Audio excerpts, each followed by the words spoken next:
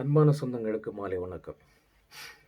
இன்று நாம் திமுக ஏன் மறுபடியும் ஆட்சிக்கு வரக்கூடாது என்பதை பற்றி பேச இருக்கிறோம். திமுக என்ற ஒரு தீய சக்தி, நாசகார சக்தி ஆட்சிக்கு 4.5 ஆண்டுகள் பக்கத்தில் ஆயிடுச்சு. இந்த 4.5 ஆண்டு காலத்தில் அவர்கள் மக்களை ஏமாற்றி கொடுத்த வாக்குறுதிகளை 90% நிறைவேற்றவில்லை என்பதே நிதர்சனமான உண்மை. அந்த சதுரங்க வேட்டை படத்தில் சொல்லுவாங்க இல்லையா, ஒருத்தனை ஏமாற்றணும்னா ஆசையை தூண்டு அப்படின்னு சொல்லி. அந்த இதை பயன்படுத்தி ஏழை மக்களிடம், வாக்காளர்களிடம் பொய்களை அள்ளி வீசி, அது ஒவ்வொரு அமைச்சராக இருந்தாலும் சரி, ஒவ்வொரு எம்எல்ஏ கேண்டிடேட் ஆனாலும் சரி, திமுக முதல்வரானாலும் சரி, திமுக தலைவர்கள் ஆனாலும் சரி, பொய்யை வாரி இறைத்து, உதாரணமாக செந்தில் பாலாஜி, நாங்கள் ஆட்சி அமைத்தால் நீங்கள் மண் அள்ளலாம் அப்படின்ட்டு தைரியமாக 11:51க்கு மண் அள்ளலாம் அப்படின்ற மாதிரி ஒரு அறிக்கையை கூட்டத்தில் பேசினார். அதை மறந்துருக்க மாட்டீங்க. இந்த ஆட்சி அமைந்தவுடன்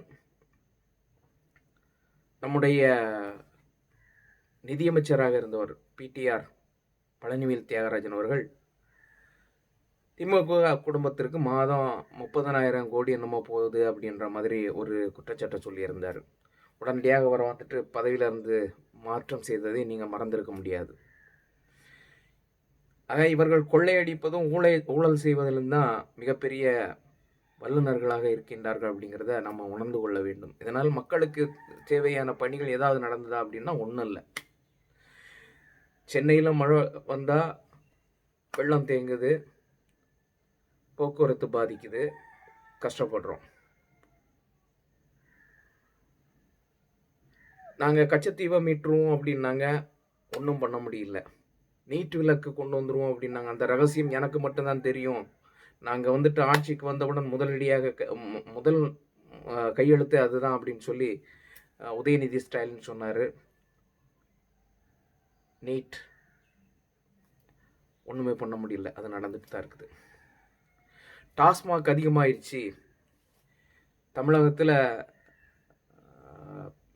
எக்கச்சக்கமான பெண்கள் விதவைகளாக, இளம் விதவைகளாக இருக்கிறாங்க அப்படின்னு வருத்தப்பட்டு பேசினாங்க கனிமொழி அவர்கள்.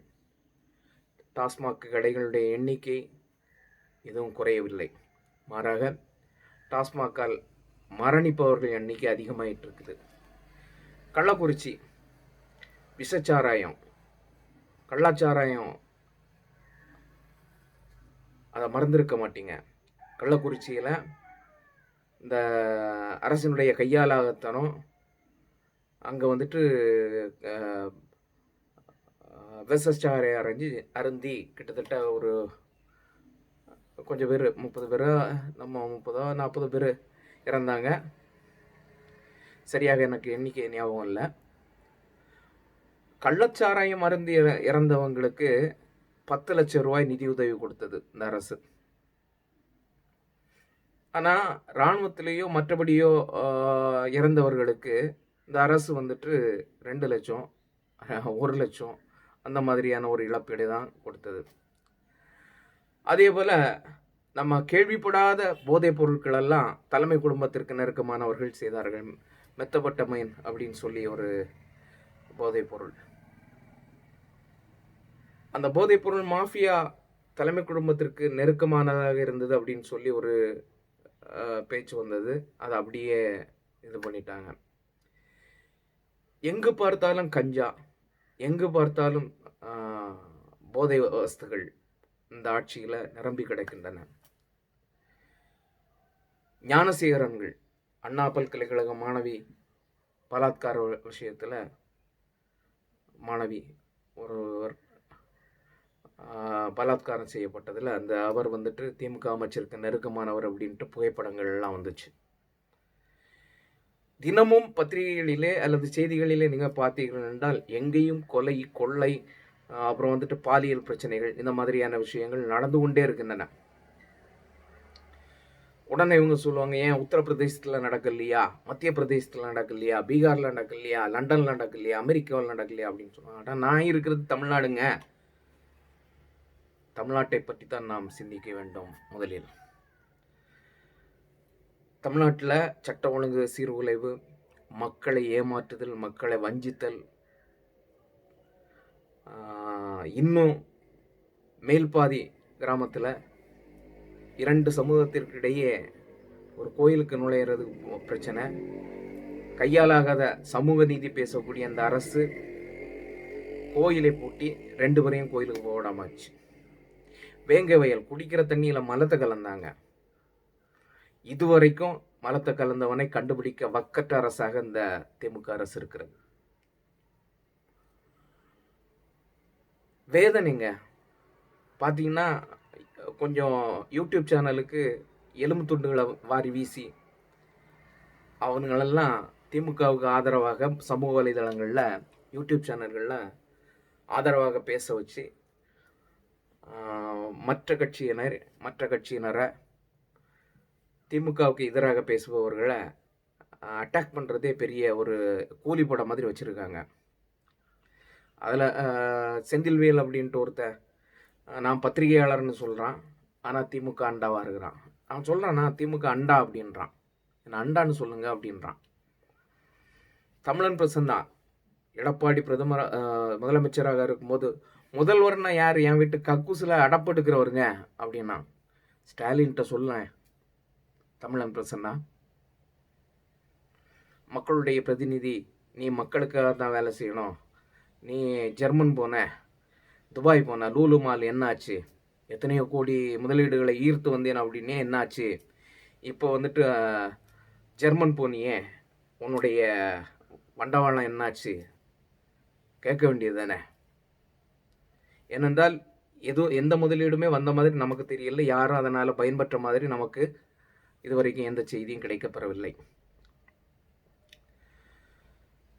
அடுத்து பார்த்தீங்கன்னா திமுக அரசுடைய ஃப்ராடு தனத்தில் மிக முக்கியமானது ஒன்று போலி யுனெஸ்கோ ஈவேராவுக்கு கொடுத்ததாக சொன்னது. அதே போல் இப்போது போலியாக ஆக்ஸ்போர்டு பல்கலைக்கழகத்தில் நாங்கள் வந்துட்டு ஈவேராவனுடைய புகைப்படத்தை திறந்து வைத்திருக்கிறோம், உலக அளவில் ஈவேராவினுடைய பிம்பம் அப்படி பெருத்து போயிருக்குது, வெடித்து போய்விட அளவுக்கு இருக்குது அப்படின்னு சொல்லி ஒரு பொய்யை கட்டமைத்தார்கள்.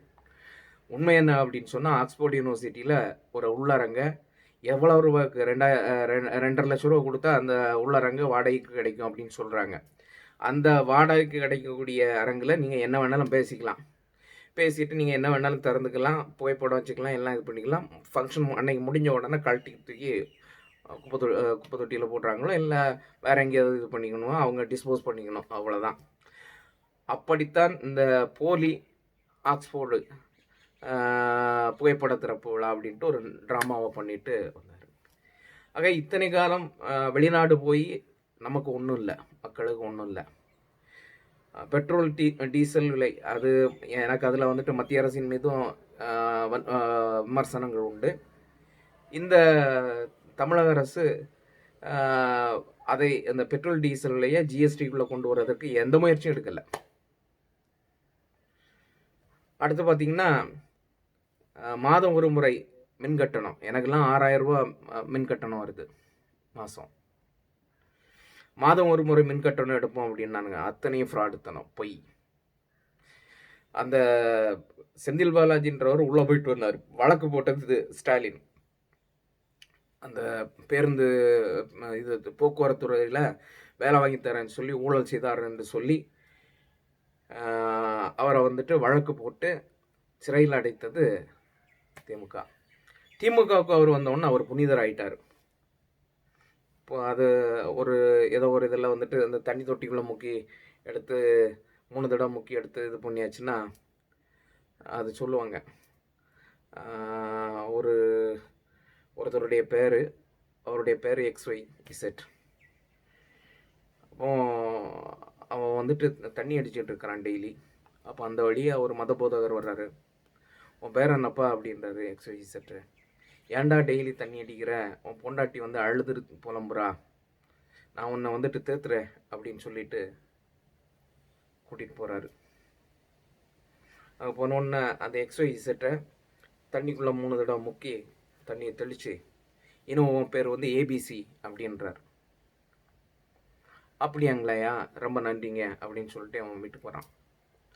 அடுத்த நாள் மறுபடியும் இவன் வந்துட்டு தண்ணி அடிச்சுட்டு இருக்கிறான்.